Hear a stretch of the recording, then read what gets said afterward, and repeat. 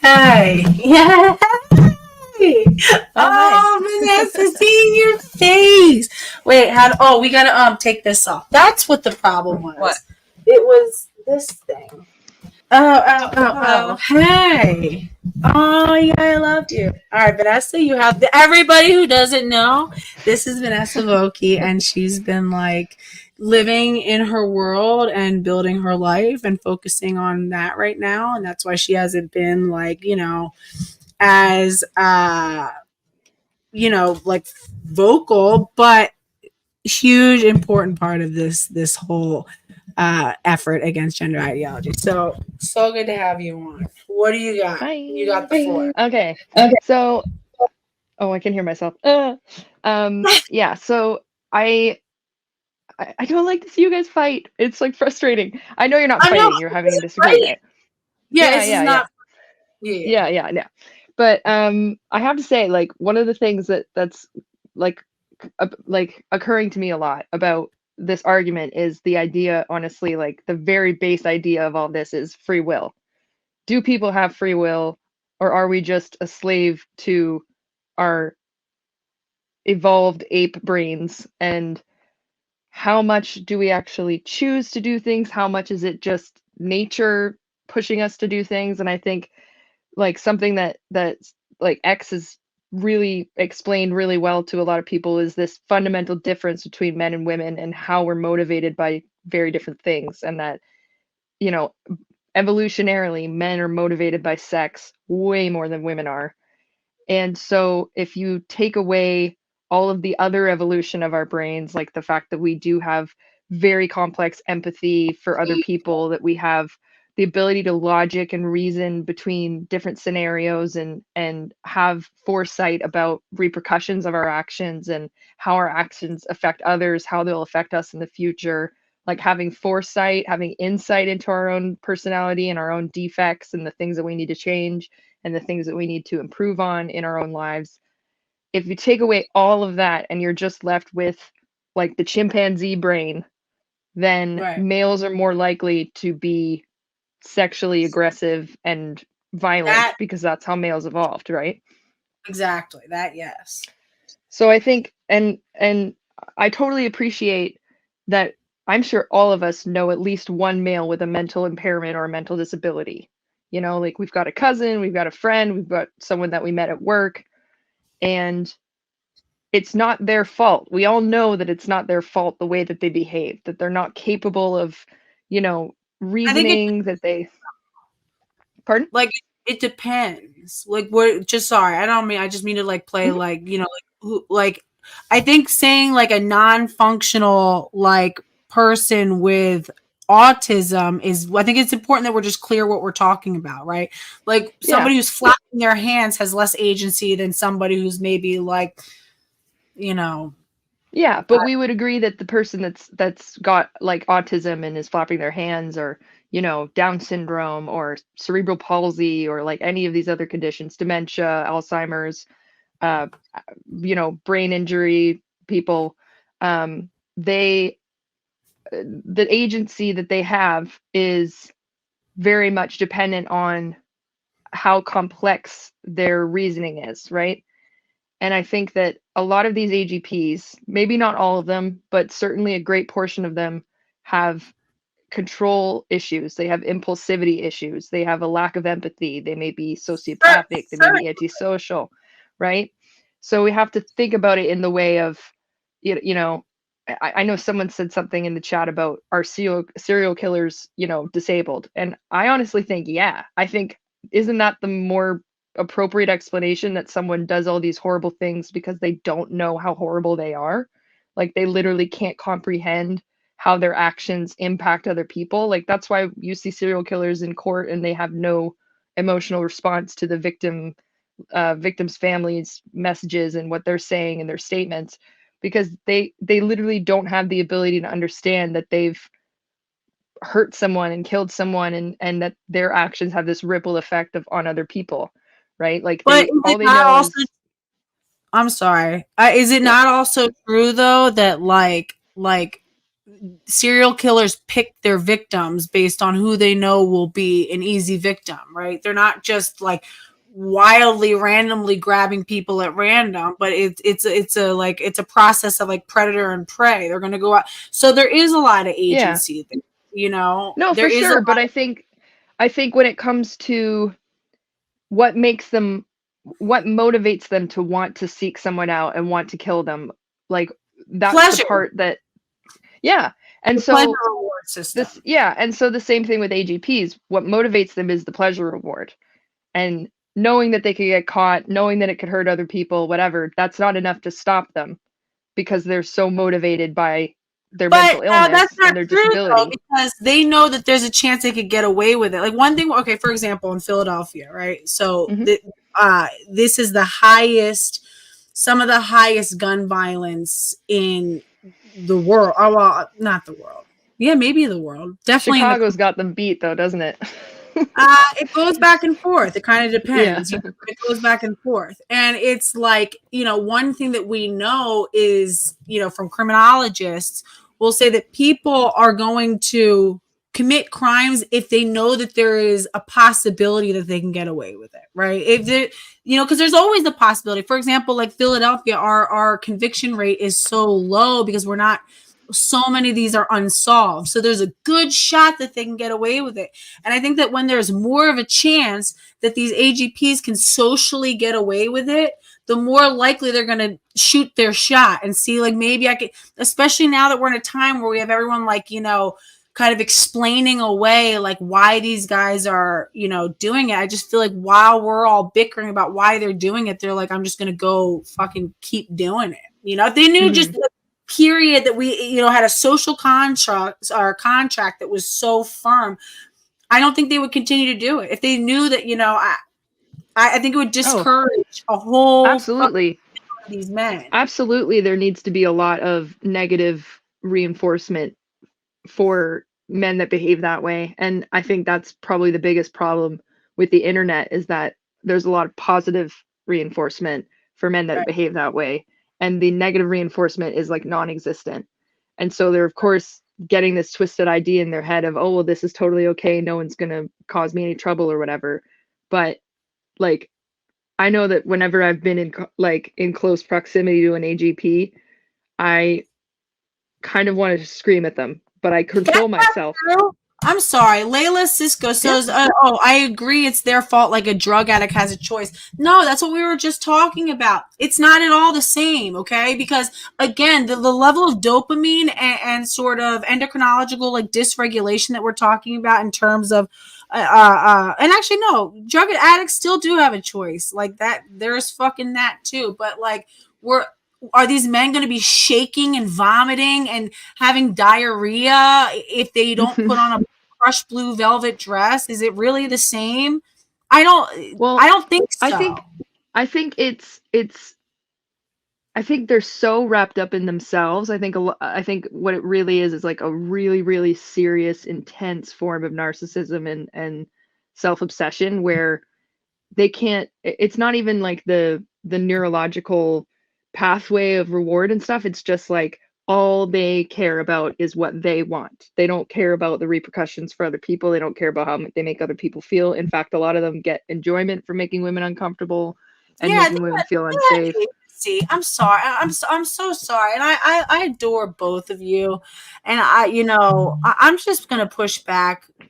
These fucking men, if they have the agency to get up in the morning, they're able to make payments on their car note, they're able to have relationships, they're able to do all this shit. Like, no, they have so much agency in what fucking clothes they put on.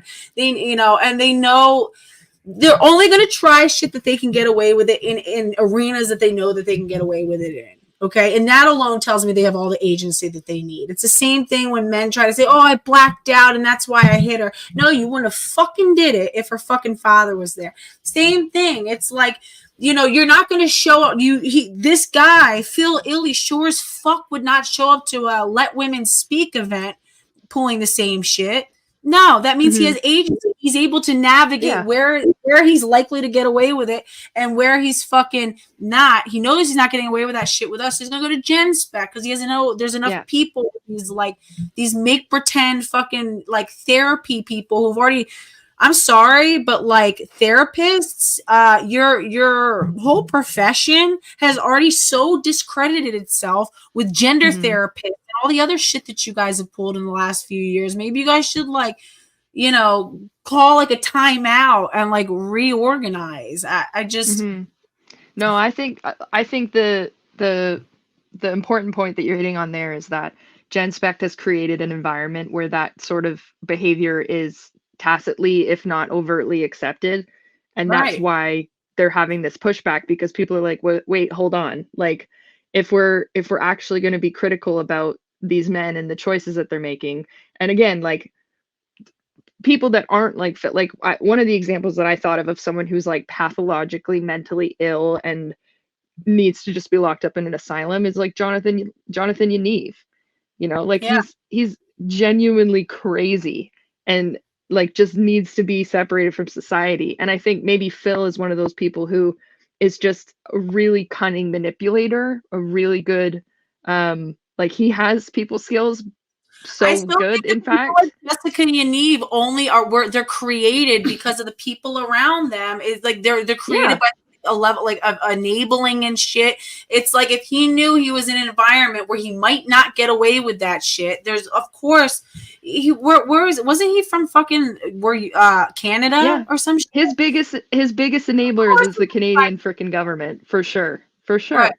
Right. Because if we had this attitude that, you know, men can't try to solicit young girls in the bathroom and ask about their tampons, if we had this attitude that that was a crime, like it should be, he would never have tried to do it in the first place. And once he did it and got caught, then he wouldn't have been able to perpetuate all the other things he did, like attacking a journalist. And, you know, like it's like giving someone who's already mentally ill and already wants to stir shit up and like part of it might even just be like a pathological need for attention, you know, like just wanting to disrupt people's lives because they just want people to look at them and pay attention to them because they lacked that at some point in their developmental window where they needed it.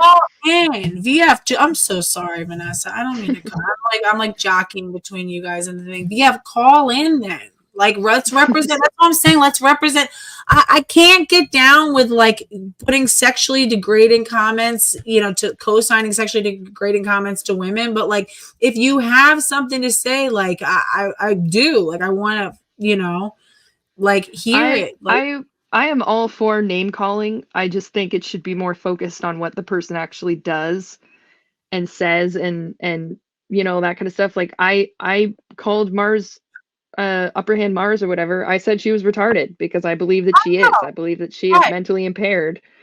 So and like maybe people don't like that word, but it's accurate. It's not the name calling. It's the being sexually degrading. I don't believe in sexually degrading women saying things like, oh, you should go fillet some AGP. Basically, like to me that's like almost saying like, well, maybe you should get raped by him or something. Yeah, I mean, it's literally one chromosome away from that. One molecule. No, that's not okay. That's like calling straight women dick holsters and shit like that. Like, come on. Yeah. Like, really? Are we not better than that? Like, I think that's when you lose, is when you resort to like literal playground name calling. Like, I don't mind playground. That a 12-year-old would say. That doesn't even bother me either. It's I'm going to stand on the fact that at the end of the day, I stand for women. And if I stand for women, that doesn't mean I'm going to go and like make sexually degrading comments. No, I'm all about the playground. You call people, you know what I mean? If someone's being a retardo, like fucking tell them, you know? But like, we can put up again. I think it all comes down to the fact that men and women are not equal, and we need to protect women in a way that we don't have to protect men. You know, and men have lost the privilege to do a lot of. But why don't you have the same concerns about women who wear pants? Yeah, because women don't have a whole history of raping men when they wear pants, but there's a history of men fucking acting out with their weird fetishes and all the weirdo shit that they do. And that's why we don't want to let you wear the dress. Yeah. You fucking up, not us. Like, no, it is a giant red flag when a man dresses in women's clothing. I immediately assume that he's also a pedo and like a molester and stuff, because you're basically broadcasting to the world that you can't control yourself, and your sexual deviance is so out of control that you're gonna walk out into the world and have us participate in it. Like, I definitely agree that is a walking billboard for like, stay the F away from this guy. You know, so in a way, like, I'm kind of pleased about it, because at least I know very clearly which ones I definitely need to stay away from me. But yeah, I think it's definitely something where if we can, we just like, and one of the things that I tried to focus on a lot in my videos too is just mocking these guys. Just making fun of them. Like, we don't even have to get angry at some of them. Like this Phil guy, I mean, obviously there's probably going to be stuff that comes out about him, like you said. Inevitably, these guys have done shit, right? But just make fun of them. Just talk about how stupid they look. You know, like, just, that's like one of the ways that we can get our power back, is by actually making fun of him. And that's why the whole Gen Spec saying, oh, transphobia isn't allowed here. I'm sorry, what? What is transphobia? Define it, please. Well, and that's why me saying that he looks like he looks like what's the name of the girl from Willy Wonka that turns into a blueberry? You know, like in his like blue velvet dress. Like, my cat like, you just need to be able to make fun of it, and if we can't make fun of it because it's transphobic, then that's not an event that's safe for women to be at. For men, what we can say and should say to men and women are different. You know, I backed up Rex Landy's right to call men, to call fucking, what's his name, Isaac, like a bicycle seat licker, and Coomer and all this sort of stuff. I stand by women's right to sit there and you know, express that shit to men, because again, and I'll say it a fucking again, we can have different standards for men and women because we do different things. Whenever you're walking alone at night and you're coming up to an alleyway, are you scared that there's a group of women behind there who might jump out and kill you? Or what's the real fear? And let's all name it what it is. It's men. It's male violence. They do shit to us that we don't do to them. So the standards are allowed to be different. Okay. Yeah, absolutely. Right. And Isaac gives me the heebie-jeebies. He gives me the creepies. Oh, always. And I've called him out like since last year. I'm like, whatever sort of like narc manipulative thing that you're doing where you cycle between, you know, it's like, just stop. You know that you have kids, young people who you intentionally target because you're talking about this, you know, topic. You know that they're in your comments, and then you're talking about all your drug use and having these weird meltdowns, and it's a whole different thing. Vanessa, he is very manipulative, you know. He's very good at playing people's empathy and emotions. Yeah. And I think that people want to look at him and say, like, well, you know, I might disagree with him on some things, but like, he's a net positive for this movement and stuff. And it's like, he has some really good stuff to say about the effects that the hormones had on him. I think his best videos are the ones where he reads the medical studies and actually goes into that stuff. I think anything else is just him, for lack of a better word, just kind of jerking himself off and listening to himself talk and getting validation and affirmation from people. And, oh, you're so great, Isaac. You're so smart. You're so well spoken. Blah, blah, blah, blah. Addiction. I just think he's active in his AGP addiction. And I think he's concealing a lot of facts about that. But Exulansic got to get going soon, so I'm gonna let her off the stream. We can, you know, wrap up and do it. But there any minute questions before I wander up and have to go. Yeah, is there anything that you like? I mean, you guys chit chat, you guys talk, so I don't know. What is your dander identity today? This was like, what was this? Where's mine? I had mine. It's like goth. So it's like kind of pastel, but it's like a shade of pastel, which you don't usually see. Like there's some underlying the colors. So goth pastel is what I'm going with. Take it. Well, like I said, in solidarity. The goth Easter. Yeah. No, this has all been one very exciting. Yeah. So, you know, Yeah, but like I said, Here, we get a picture together while on live, and other people can be in the picture. oh, that'll be really funny and cool. Okay. Smile, and then should we make a? I'm like, am I in the background? We'll zoom. Let's make you bigger. Let's make me bigger. I'm like, the photographer in me is like, where's my light? Where's my light? Oh no, I'll just take a bunch of screenshots. I brought my light. Screenshot. Also, do you like my haircut? Do you like my dander identity? I love it. Oh, I love it. I love it. I went for the full pixie. I look so beautiful and healthy, and you look great, and I'm so proud of you. I really am. Thank and you. You're doing, honestly, is like I said, from like a big sisterly point of view, I think that you're absolutely right to like take time to like be with your family and like build your real life, and like we'll all be here if and when you decide to like, you know, really come back or whatever, but you're doing the right thing. You know what I mean? I did all of that. I built my life. I built my, you know, so it's like. I'm going to talk about this too. So this is kind of random, but if you're going to be giving a talk somewhere and you expect TRAs to show up and drown out your talk, this is a way that you can get around that. But people coming to the talk would need to like bring their own FM receivers called an FM system. And so it's basically you have the headset and you have this can amplify the sound and like it acts as a speaker, but it can also transmit what's going into this mic into FM receivers. So if other people have headphones, they can pick up an FM station. So it's a way of like getting the noise directly from you rather than using amplification. It's cool. But getting it directly to the people who want to hear it. So you can even like bring your own potentially. I'm not sure how much the FM receivers would cost, but it seems like something where you might even be able to use your phone as an FM receiver now that I think about it. How much did it connect? This equipment I think costs either 40 or 50. You guys, look, this is a really good idea what she's saying, especially for like boots on the ground work, so that you know you can talk to each other also, as though it's kind of like an elaborate walkie-talkie, where one person can talk to other people receptively. You can't. There's no earpiece on this, so you can't receive, but you could transmit. We use them in special ed classrooms or classrooms with kids with hearing impairment. It's not like a long range, but you could use it to get around a ban on amplification, and you can also use it to get around people disrupting with noise. I think that's sound machines and shit. That's so solid. Yep. Chirp to Raver pipeline.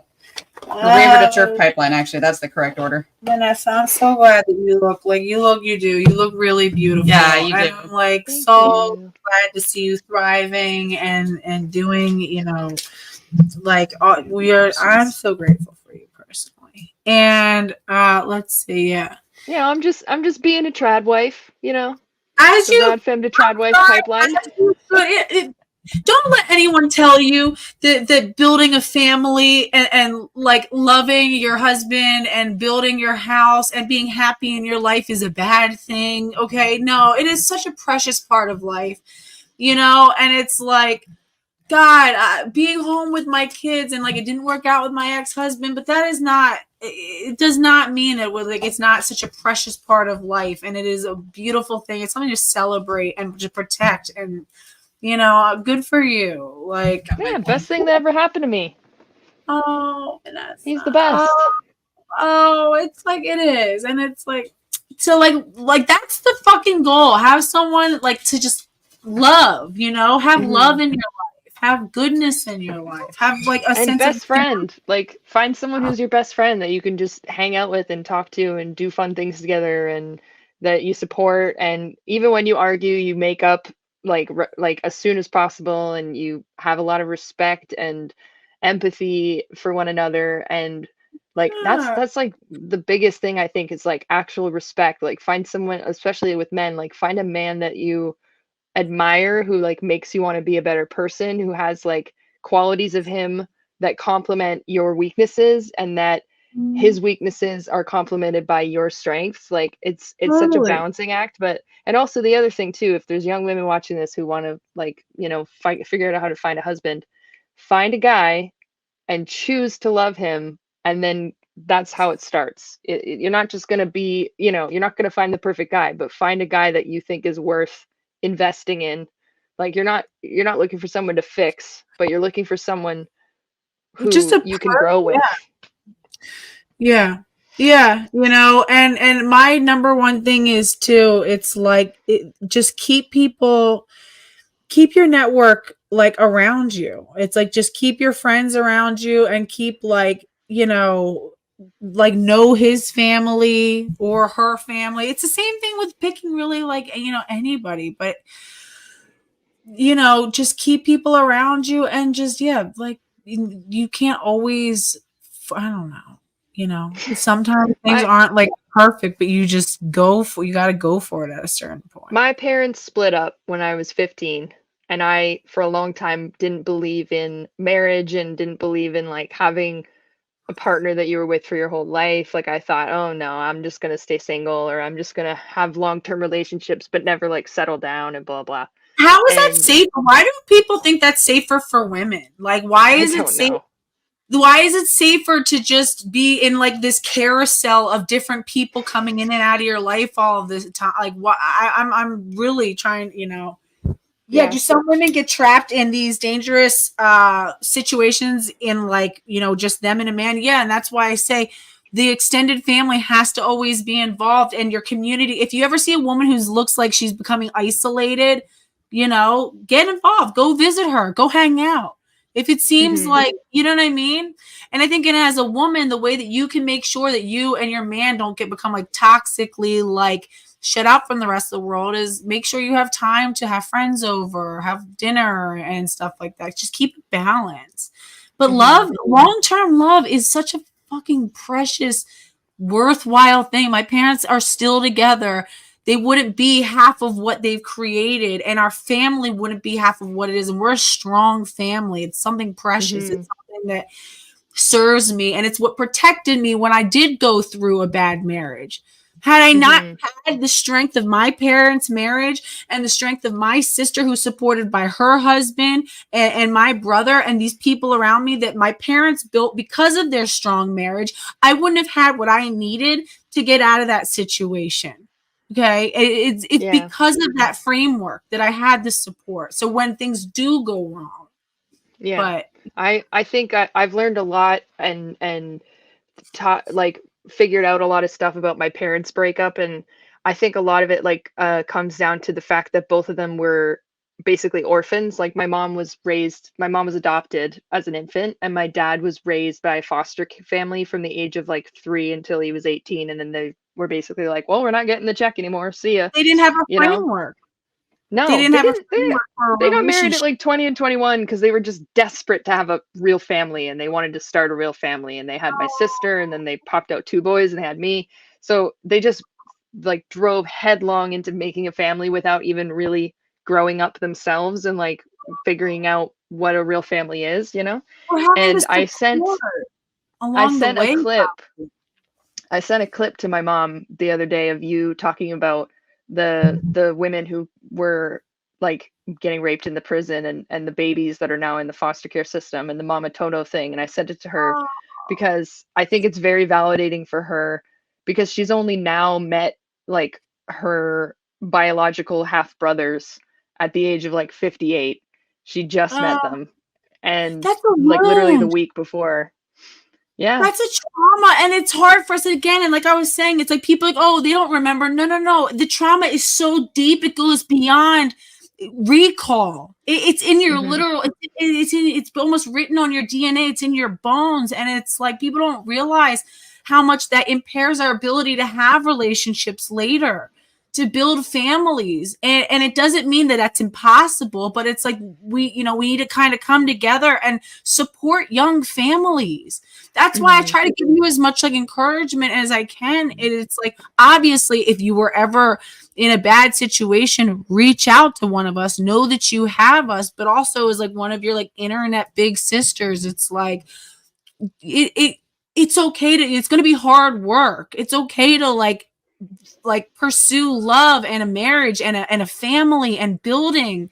That's beautiful. It's the fucking goal. Like it is. It's fucking precious. And it's like I get it like emotional because it's like that is not something to fear or to like hate. Sometimes it goes wrong, and I think a lot of times is we don't have enough support, and we don't support young people through these like early ages. I see so many families. It's like so many kids that could have like saved going through so much trauma, and women, and if they're young parents who were so young when they had them, have the right support around them, help him be a good husband to her, help her be a good wife to him. That's not a bad thing to say. Help us be good for each other.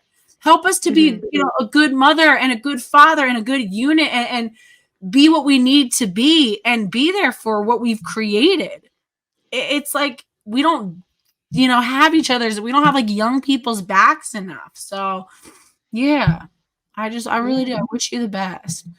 And we definitely keep talking about kids. Like we haven't decided if we want to do that yet or not. But there's just this thing I said to him where I was like, look, we don't have to decide like right now or whatever, but we do need to keep talking about it. It's like one of the most important decisions that a human being can make is like whether or not they reproduce. Like it's a really, really important topic, and we're not just going to solve it overnight. Like we just need to constantly, rehash it. And like, well, what if this happened, or what if that happened, or I'm concerned about this, or what if, like you have to really explore it from all these different angles. And even if you do eventually come to the choice that you don't want to do it, then at least you've had those conversations, and at least you feel like you're making an informed choice and not just like scared, I'm just too scared to even think about it, or, and I think that, that's like a mistake that I think some couples make, is that they just do it because they think they're supposed to do it, instead of actually exploring it from all the different possibilities and being realistic about what it actually means, and what is actually going to happen, and what you're giving up, and what's going to change in your lives, Yeah. No, I'm sorry. That no, I like, yeah. I fucking I like destroyed my like train of thought. Yeah, I think that like I gotta go. Go. That's okay. I love you. I love that I got to talk to you. Can we? I would love to have you on if, like, anytime that if you want to, if you feel inspired to, how to get in touch with me. I would so love to have a conversation and like. This is just kind of a spur in the moment thing, like I had free time and you guys were talking, and I was like, oh, I have so much to say about this, No, and I miss you guys. I miss you too. I really do. I miss hearing your voice. I miss seeing your face. I miss your contributions, and just know that they're still reverberating so much in this community. And that's why I try to bring you up, because I know that there's new people coming in all the time, and I want them to remember, your important words and the women who came before us. And I'm so grateful. I really am so grateful for you. And I wish you so much joy and beauty. And I know that you're doing the right thing. Take this time for this in your life. And the way that you were describing, talking about wanting to have a baby, imagine if every baby was born with that level of thought and consideration and wanting. How much we could change. We always say peace on earth begins with birth. And if we change the way that we have our babies, we can change everything. So absolutely. Beautiful. I love you. Oh, Vanessa, is there anything that you want to say to the community before we? I guess I've left by choice, but there's circumstances that make it more difficult for me to be as vocal as I was before too, right? So I know people are always asking me when are you going to come back and blah blah. I'm not. I just hopped onto this because I felt like it. But being internet famous even a little bit is quite scary and can come with a lot of negative outcomes for real stuff. So you gotta be careful what you say and what you do. And that's it, I guess. But yeah. Love you guys. Hi, Sierra. I'm so proud of you. Hit me up. And like I said, you're welcome on my channel at any time, and we can do this again. Thank you for coming on. Yeah. Bye. Bye. Love you. Thinking of you.